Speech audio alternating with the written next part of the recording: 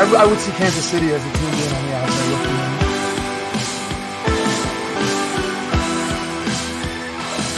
That's spicy.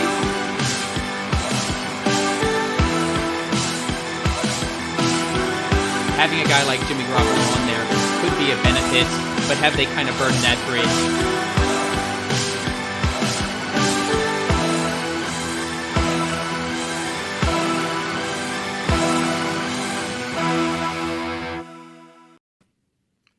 Welcome to 30 Minutes of Football with Legit Football. I am your host, Brian McFadden. It is Friday, August 19th, 2022. We are just under 3 weeks until real, meaningful football is going to be played, and I'm extremely excited for my guest this week. It is Will Tighe from Bettor Fantasy. Will, welcome to 30 Minutes of Football, dude. How you doing?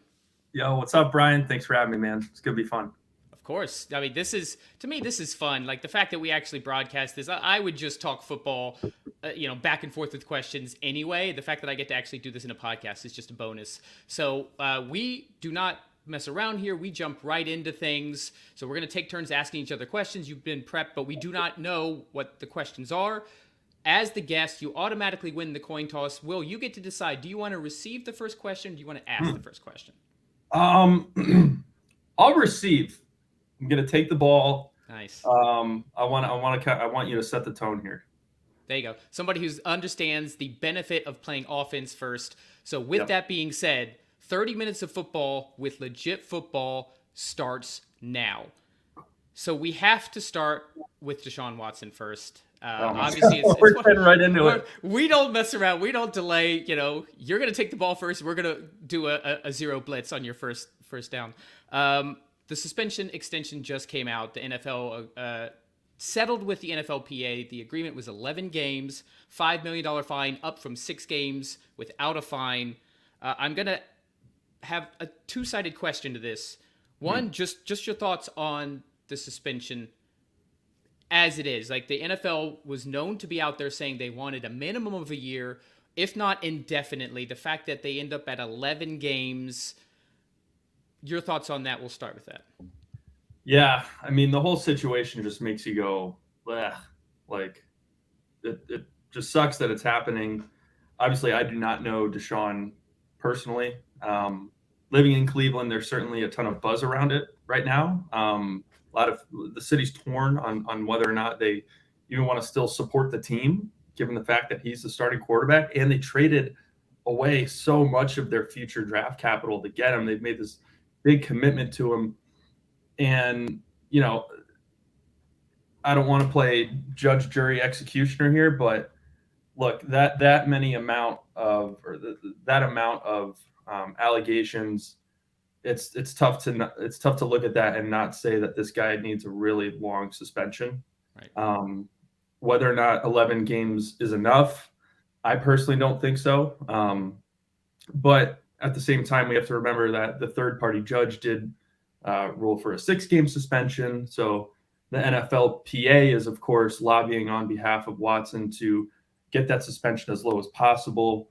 And then you have the NFL side of it, and they're trying to keep optics good. They obviously, hopefully, want to do the right thing by punishing this proportional to like what he did, which is really gross. And so, I don't know. It sucks that it had to happen. To answer your question, I personally don't think 11 games is enough, but with everything going around, I think that that's obviously what he's going to get. So yeah, I like to equate it because some of the discussions have come up. Well, guys like Alvin Kamara, who has not been sentenced yet, his trial's been moved back. But how do you? The thought is that he'll get 6 games. How why is there less of an outrage around that? And my response has been, well, not that's horrible. That's a horrible look. He beat a guy. There was physical, damage, but that's one attack versus 20 something. There has to be this extra attention based on the amount of these allegations. And I'm with you there. I think 11 is too low. It needed to be at least a season. But I'm going to tie on a second question. I don't normally do this. You're getting all sorts of, coverage just thrown at you on your first drive here. But I want to tie in now to the relevant NFL information, and that it has to be regarding the quarterback situation. So they have Jacoby Brissett, who they have said they're comfortable with, but we actually reported in today's Legit Football that the Browns will be quote, kicking the tires on Jimmy Garoppolo. So I want your thoughts on, should they trade for Jimmy G, and will they trade for Jimmy G? Good question. I haven't thought about that question. Should they yet? I mean, 11 games. And I believe they have the Week 12 bye, if I'm not mistaken. So he comes back against the Texans. His first week. Wow. What are the odds? You have that. You have Baker playing the Browns Week 1. There's a lot of like revenge situations this year, I feel like. Russ Wilson going up against the Seahawks in Week 1. Monday Night Football, right? Monday Night Football, yeah. No shortage of storylines.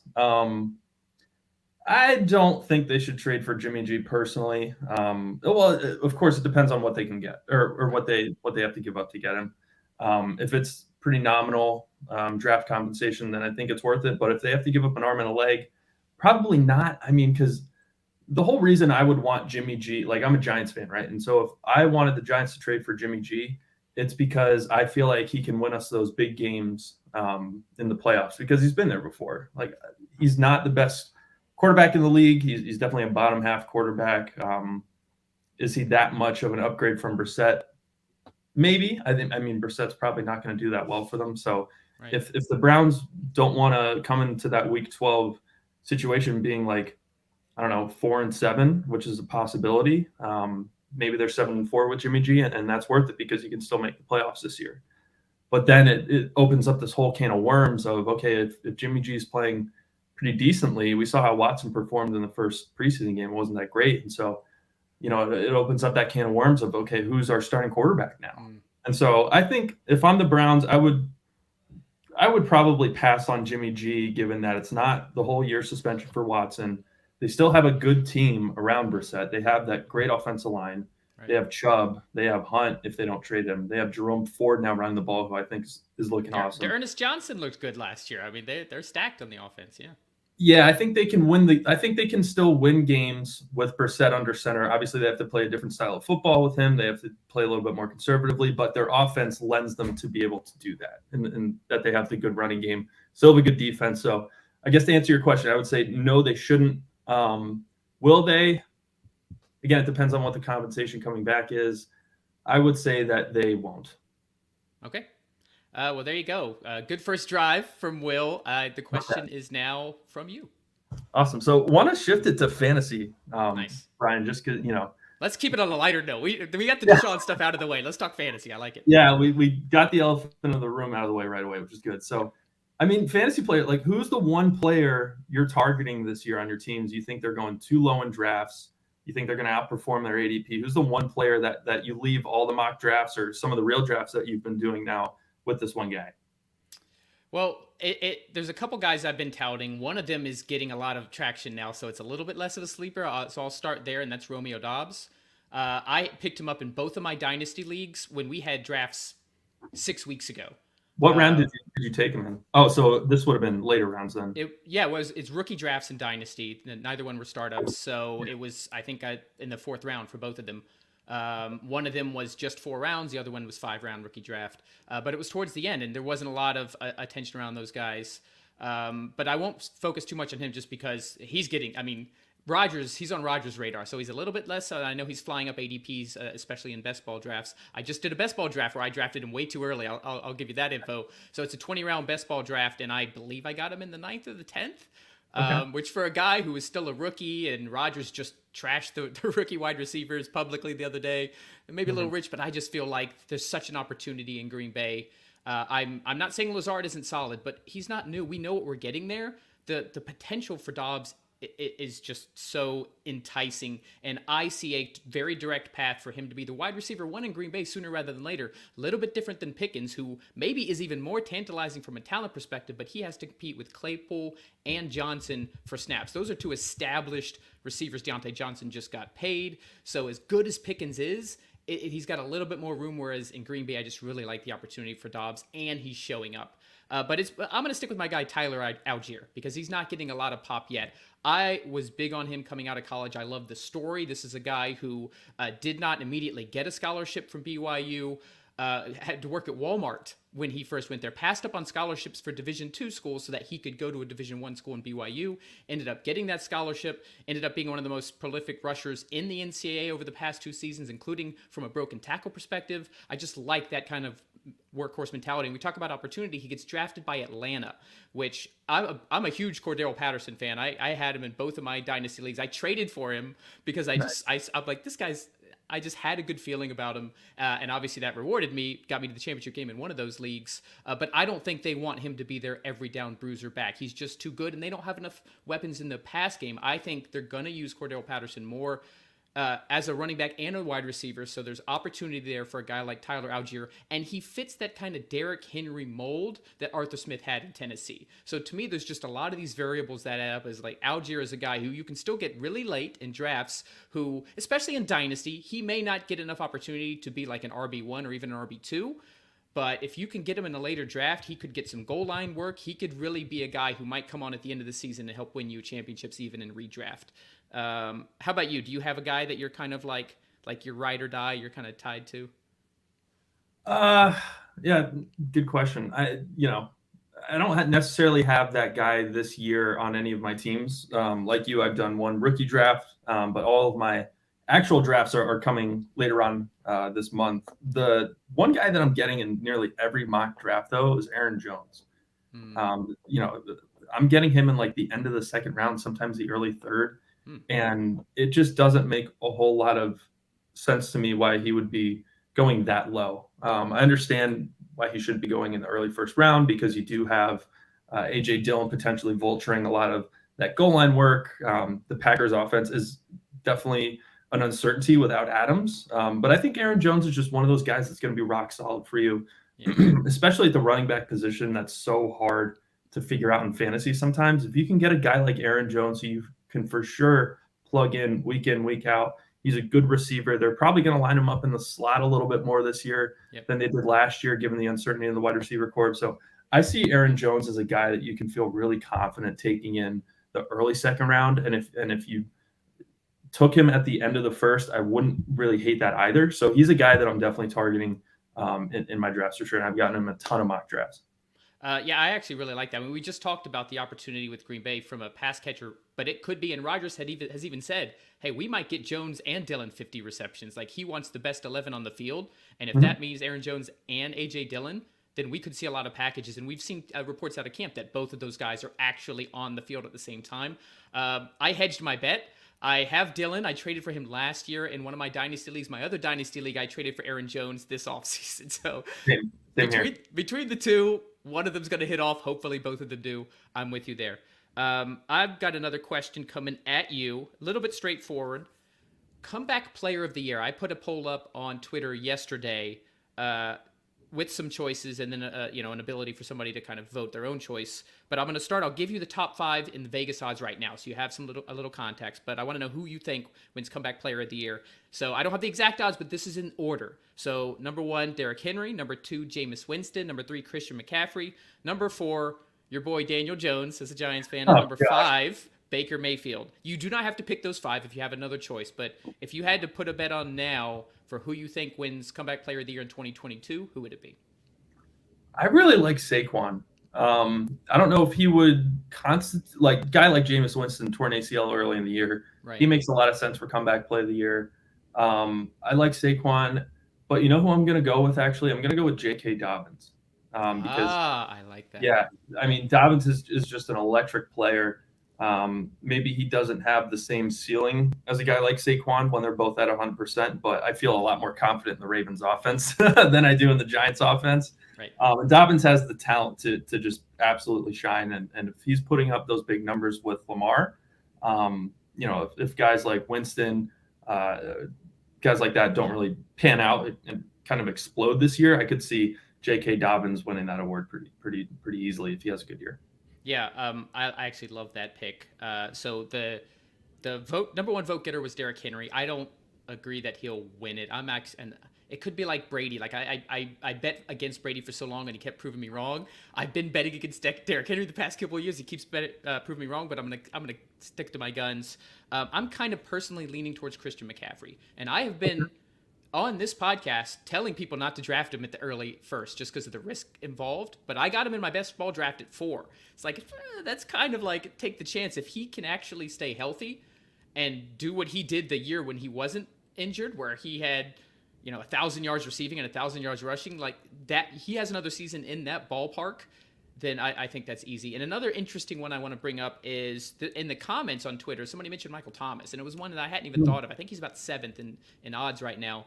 But that's another guy who's been out of the picture for 2 years. If he actually returns to form, I think that could almost be a runaway for Thomas there.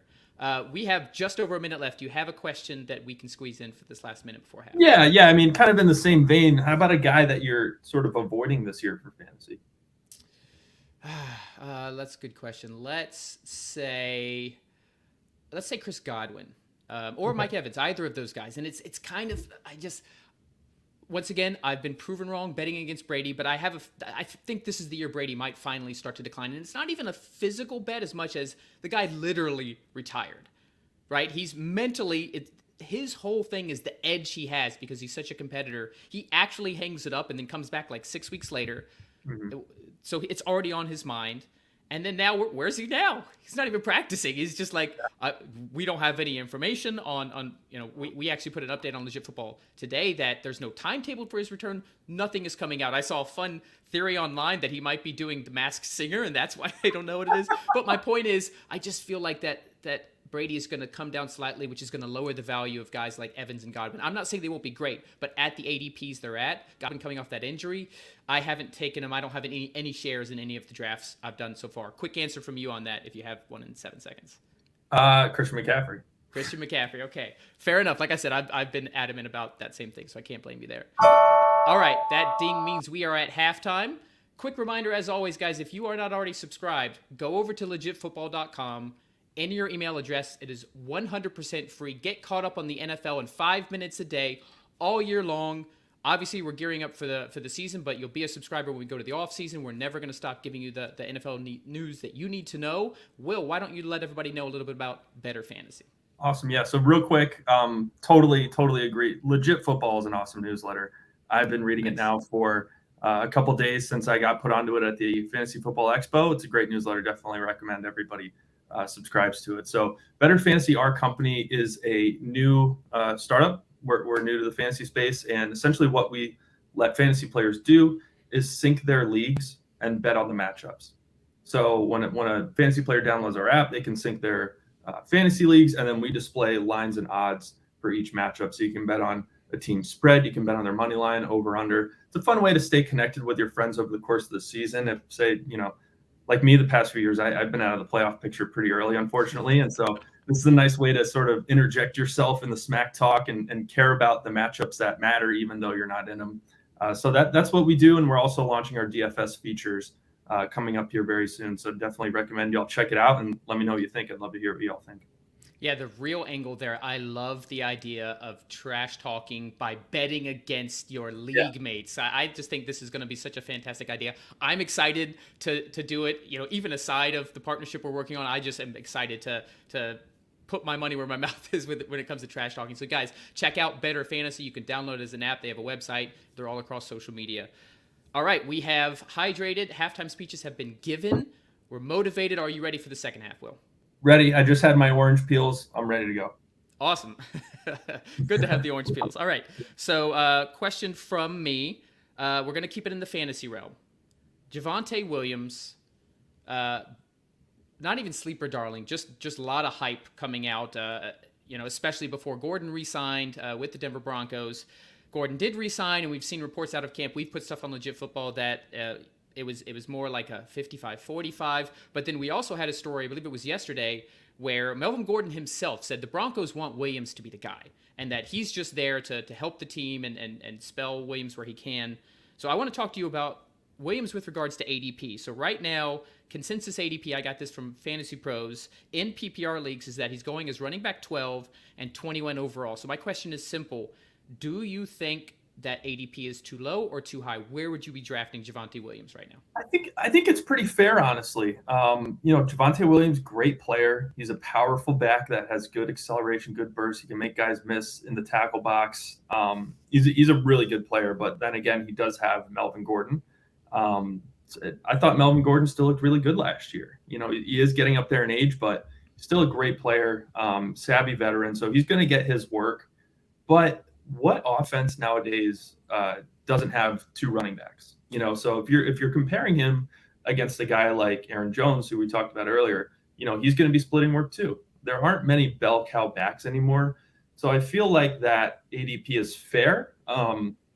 It's hard to say it's too low because he still is somewhat unproven. I think you can get guys that are going to be a little bit safer for you, which is personally what I like to do earlier on in the drafts.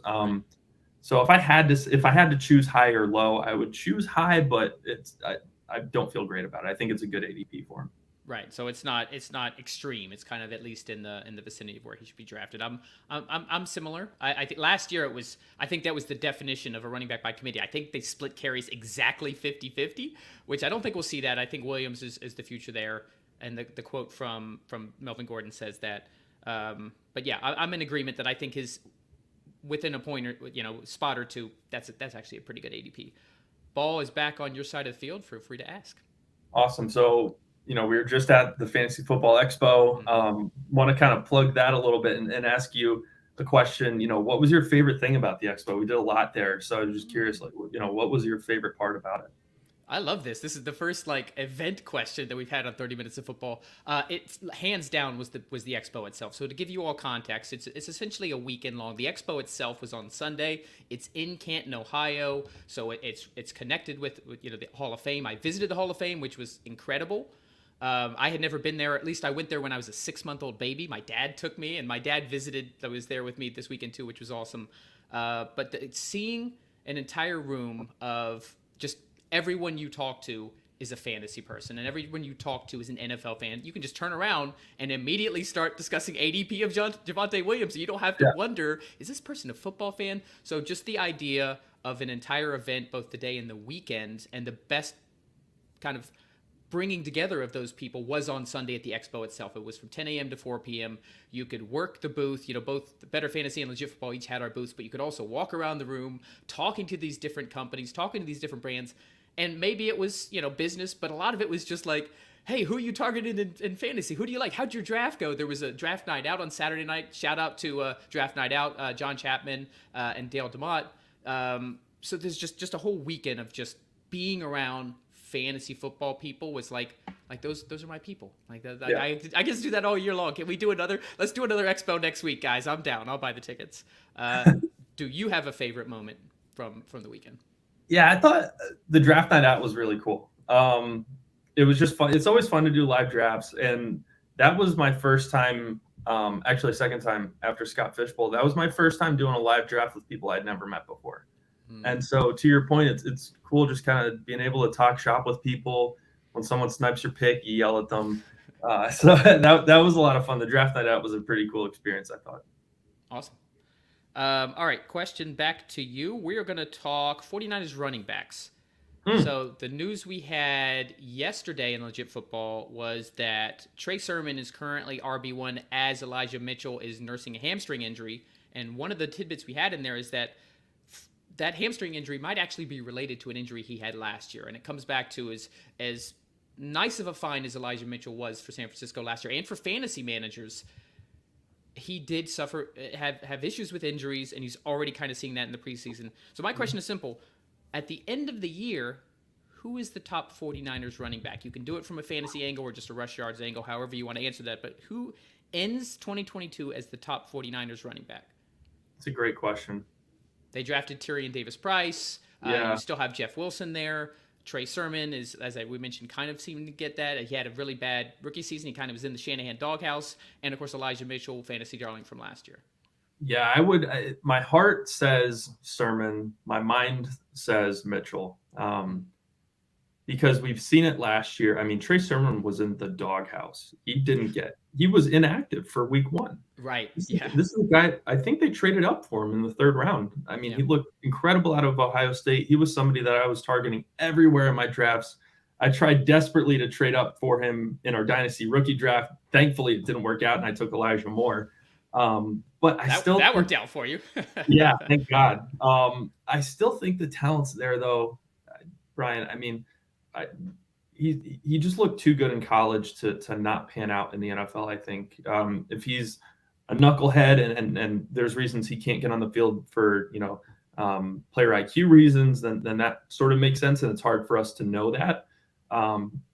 If I had to bet, I would say Trey Sermon, but immediately after I would be thinking Elijah Mitchell. And Elijah Mitchell is a guy that I traded him away from my dynasty team this offseason. So I'm fading him a little bit. I think Elijah Mitchell is just not that electric of a player. I think Trey Sermon's a better player, but at the same time, if Shanahan trusts Mitchell and he doesn't trust Sermon, then that's who's going to be leading the 49ers backfield this year again. Well, we've seen multiple examples of the Shanahan doghouse and what it looks like. The most recent one being Brandon Ayuk, and how he was a darling of drafts going into last year, and then just was almost completely absent from the offensive plan, and it correlated with Deebo Samuel going off. But then at the end of the year, whatever Ayuk did, got back in his good graces, and he's good to go. So what I'm leaning towards is actually where your heart is. I'm leaning towards Sermon lately for a couple reasons. One, I do think I'm starting to worry that Mitchell is injury prone, which means Sermon by default is going to get opportunities. Number 2, Shanahan is praising Sermon right now. There's a reason why Sermon is getting those reps with the first team, as opposed to Jeff Wilson, who has been there, as opposed to Tyrion Davis-Price, who is a kind of tantalizing rookie. So I'm starting to think it actually will end up being Sermon. I think this could just be a case, you mentioned the talent, that's undeniable, of just he was in the Shanahan doghouse, he fought to get out of it. Once he gets his opportunities, which are either going to come from Shanahan giving him opportunities because he likes to spread out the ball, or simply because Mitchell getting injured. So I'm kind of leading with your heart. I'm liking Sermon there. Just over 7 minutes left. Next question comes from you. Awesome. So one last fantasy question from me. So talking rookies, talking dynasty rookie drafts, who's the one guy that you're targeting? Are you trading up for anybody? Last year we had Pitts, we had Chase, we had Najee Harris. There were some clear-cut elite prospects. This year I feel like there isn't guys. Obviously, there's guys that aren't on that level. So is there anybody that you're looking to trade up for, or if they fall to you in the first round, second round, third round, that you're definitely taking them? Well, we kind of already mentioned Dobbs and Algier, but those are a little bit more later sleepers. I didn't really have to trade up to get those guys. If there's an early guy, and I'm going to exclude Breece Hall because he's basically going first, right, in dynasty drafts, rookie drafts. So I'm not depending on the compensation in my leagues, there's no way I could trade up to number 1. So perhaps Drake London. I am high on London for a few reasons. I'm a big fan. This is not revolutionary, but if you've got the talent and you have the opportunity, and I just think in Atlanta, they're going to be playing from behind a lot. They don't have a ton of pass-catching weapons outside of Kyle Pitts. They brought on Bryan Edwards from the Raiders. I mean, that's the competition. And it was only one route, and it was one catch. But before he got, the minor injury, London looked like the guy. This is a guy who is not just a Mike Evans comp who can do the 50-50s. He was getting 15 targets a game with USC. So this is a guy who can thrive as the go-to number 1 wide receiver. It's the case of, hey, everybody knew London was getting the ball for the Trojan, and it didn't matter. He would still get 10 to 12 catches a game. So I just like the talent level. I like his build. I like the reports that have come out of camp. He seems to be kind of just rolling into being an early contributor. And I like the opportunity because there's just not a lot of competition. And the fact that I just think the Falcons are one of the worst teams in the NFL. It's not news. And I just think he's going to get opportunity. So simply because of that reason there, if you get a guy like London who ends up being a top 10 wide receiver down the road, but he can also contribute early, that's the kind of guy I'm interested in trading up for in a draft like this, Will, where, like you said, there's not any slam dunks like Najee Harris. You got to do what you can to get him. He's like, money in the bank. A guy like Drake London is kind of the guy I would probably do that for. And I did get him in one of my 2 dynasty leagues. But I was in early draft. I did have to trade up to get him. I think I got him at 104. How about you? Do you have a guy that you're kind of targeting for trading up? Yeah, this is a guy that I actually traded up for. Nice. And it was in the 4th round. I had the 409, and I traded up to the 403 to get him. I gave up Jameis Winston to do it. It's Jerome Ford. I mentioned him earlier.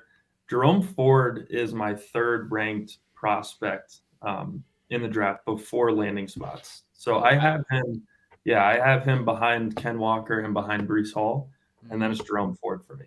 So the path to him being a viable fantasy option this year is a little tough because he does have Chubb and Hunt there. But maybe something happens to Hunt where they trade him, and then if something, God forbid, happens to Nick Chubb, he all of a sudden inherits an incredible situation, and I think he has the talent to back it up. So Jerome Ford would be that guy that I would be actively trying to trade up for. I mean, he had one preseason game and he scored 2 touchdowns. So the small sample size in NFL action, granted it's the preseason, you might be proven right there, and especially at the price you got him for. All right, so let's talk about your Giants. I put the Twitter poll. So I do daily NFL polls. If you guys don't know, follow @_legitfootball. Monday through Friday, we do a Twitter poll. I just like to kind of keep the NFL consciousness and ask you guys questions. And it was around Saquon Barkley. So we had an article Monday or Tuesday in Legit Football outlining how good Saquon's looking from some of these beat reporters, looking like his old self, showing explosiveness in camp. So my question was, where does he finish in fantasy this year? Does he, I tiered it, is it top 10, top 20, or outside the top 30/injured, doesn't finish the year? So within those parameters, where would you, as a Giants fan, but also a fantasy guy, where do you think Saquon will finish in 2022 in fantasy? I would say top 10, Brian. I just think he's still so young. When he's right, I think he's the best running back in the NFL. I would have him right there with Nick Chubb. I think they're both incredible.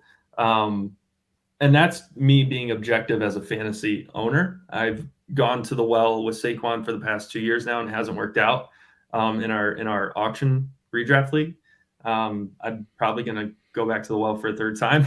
We'll see how it works out. I traded for him in Dynasty. I feel good about Saquon this year, just mostly because of the talent. I don't think that the Giants are going to be anything special this year, even though they have Dable now. We'll see if they have to improve a little bit, especially drafting Evan Neal. Andrew Thomas has another year. I think the offensive line shored up a little bit. So we'll see. I think they're going to try and do everything they can to get Saquon the ball in space. And when he has it and he's right and he's 100% healthy, he's unbelievable. He's so big. He's so fast. He's the best running back in the league, in my opinion, when he's healthy. So I think it's a top 10 year for him if he can get through the year unscathed. And I think you're going to be happy if you draft him.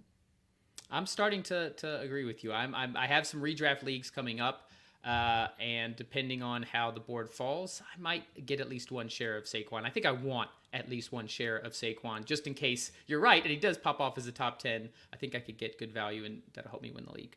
So we have about a minute and a half left. Do you have any other questions to close us out here? Yeah. So if you could see one team win the Super Bowl that's not your team, who would it be? It's weird to say the Bills as a Dolphins fan, but I kind of want to see the Buffalo Bills. I mean, this is as a Dolphins fan, I don't have the Patriots tortured us for 20 years, right? And there was a huge rivalry, especially in the 90s and 2000s with the Jets. But the Bills they went to 4 straight Super Bowls and lost all of them. I feel bad. I like Josh Allen. I'm just a Josh Allen fan. I just like how he plays. I like Stephon Diggs. I just like that whole the way the Bills do things. I love the Bills Mafia and those crazy people jumping through tables. So it would either be the Bills or the Chargers. The Chargers just because I just like them. They're kind of the team I'm picking. I actually have, in my personal predictions, I have the Bills and the Chargers in the AFC Championship game. I have the Bills advancing. But yeah, I just think it's time. It's time. The Bills have suffered long enough. They've got this talent. They deserve a Super Bowl. Besides the Giants, who would you pick? Yeah, I would choose the Bills too. I went to a school called St. Bonaventure University, which is near Buffalo. A lot of my best friends were Bills fans. It would mean the world to them, and that city would burn during the parade. So I'm rooting for chaos. Burn in a good way. Yeah, I'm rooting for Bills Mafia. It would just be unbelievable. Yeah, I think this is the year. They only got better, and this is a team that was a coin toss away from actively getting the AFC Championship and then the Super Bowl. That is it. Good timing. The game is up. We are at the post-game press conference. Will, how do you feel your team played today? I feel pretty good. It's always stressful when you don't know the questions going into it, but I did my best Aaron Rodgers impersonation to make a play on the fly, and right. I think we did a good job. How about you? Yeah, same. You made the plays off platform. You scrambled around until you found an open receiver. You got there. I thought it was great. Thanks so much for coming on. Guys, make sure to check out Bettor Fantasy. You can download it on Android or iPhone. Go to their website. You can bet against your league mates. You could put your money where your mouth is. I love the idea. We're working on some cool partnership ideas, so you're definitely going to be hearing more. Hopefully, we'll have Will on the podcast again. We're going to be doing this 5 days a week during the season. I need spots to fill. Thanks again, Will, for coming on. You were awesome. And thanks, guys, for listening and watching. This has been 30 Minutes of Football with Legit Football.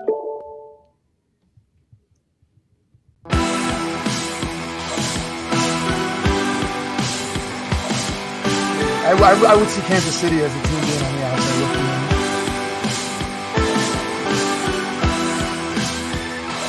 Ooh, that's spicy.